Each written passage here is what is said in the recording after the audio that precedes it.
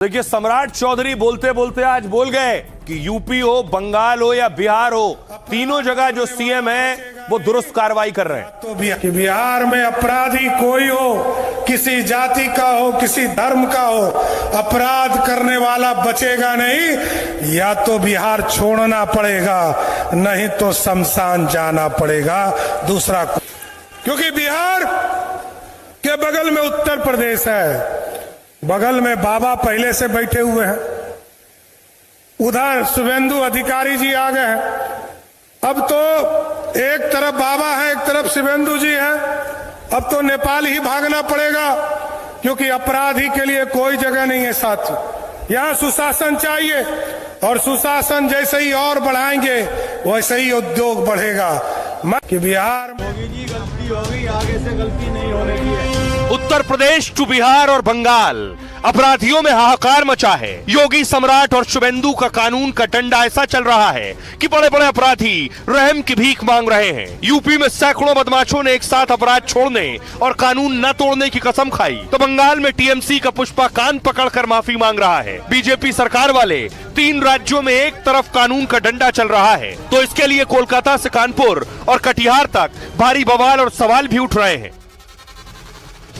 अब देखिए, बड़ी चीज यह है कि योगी आदित्यनाथ खुद हो या पूरी सरकार, एनकाउंटर हो, बुलडोजर हो, इस पर सरकार पीठ थपथपाती रही, लेकिन अखिलेश यादव इस पर सवाल भी उठाते रहे। 9 साल में 17,000 से ज्यादा एनकाउंटर हुए। 9 साल में योगी सरकार में 289 बड़े अपराधी मारे गए, 22,000 इनामी अपराधियों को जेल भेज दिया गया है, 68 बड़े माफिया और उनके गैंग पर सीधी कार्रवाई हुई है, 65,000 हेक्टेयर से ज्यादा की जमीन कब्जे से मुक्त कराई गई है, माफिया अपराधियों से 4,000 करोड़ की संपत्ति जब्त हुई है, अदालतों में सबूत और कड़ी पैरवी से अपराधियों को सजा दिलाई गई।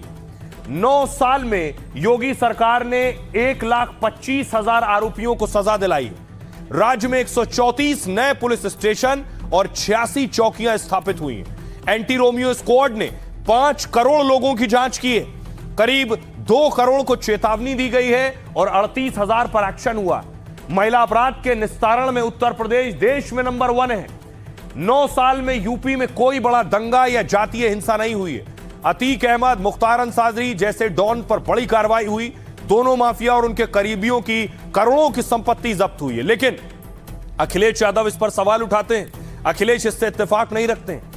अखिलेश का कहना है योगी सरकार में पुलिस जाति धर्म देखकर कार्रवाई करती है, एनकाउंटर सिर्फ दिखावा है, असल में राज्य में अपराध बढ़ रहे हैं। लखनऊ, गाजीपुर जैसे शहर में कैसे सरेआम मर्डर हो रहे हैं। रोजगार, शिक्षा और सुरक्षा जैसे मुद्दों पर सरकार नाकाम है और ध्यान भटकाने के लिए एनकाउंटर का सहारा लिया जा रहा है। यूपी माफिया मुक्त नहीं, महामाफिया वाला बन गया है। हमारी सरकार आई तो फर्जी एनकाउंटर की जांच होगी और दोषी पुलिसकर्मियों के खिलाफ सख्त कानूनी कार्रवाई होगी, अखिलेश ये कहते हैं। सुनिए जरा अखिलेश यादव को और योगी आदित्यनाथ। एक दिन यूपी के डीजीपी, और देखो डीजीपी भी कब लेके आए, जिस दिन रिटायरमेंट के ठीक समय में वो मेरे पास एक फाइल लेके आए। तो मैंने कहा ये क्या है। मैं सोचा कि हो सकता है कि अपना एक्सटेंशन का लेकर के आए होंगे।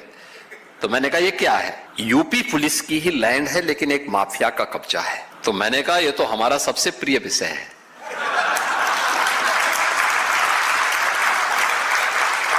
तो वो हंसे, उन्होंने कहा क्या मतलब। मैंने कहा बस मुझे दे दीजिए, मैं इसको ठीक करा देता हूं। और अच्छा समय आया, मुझे बताया, उसने डीजीपी ने मुझे बताया, कहा साहब वो प्लॉटिंग करना शुरू कर दिया है।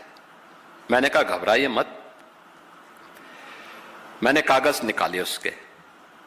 फिर मैंने कहा रेवेन्यू बोर्ड में किस अधिकारी ने इसके पक्ष में किया था, कब किया था, निकालो उसकी पूरी कुंडली निकाल दो। निकाला, बोर्ड ऑफ रेवेन्यू के चेयरमैन को बुलाया। मैंने कहा तत्काल इसको स्टे करो।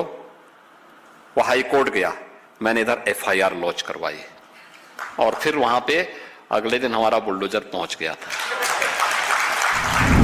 ये सरकार भेदभाव कर रही है, अन्याय कर रही है, बुलडोजर का सहारा ले रही है और हर काम में गुनहगार है सरकार। जिन्होंने फर्जी इनकाउंटर किए हैं वो देखना उनके खिलाफ कार्रवाई होगी और समाजवादी सरकार बनने पर न्याय के अनुसार उनके खिलाफ कार्रवाई करने का काम होगा।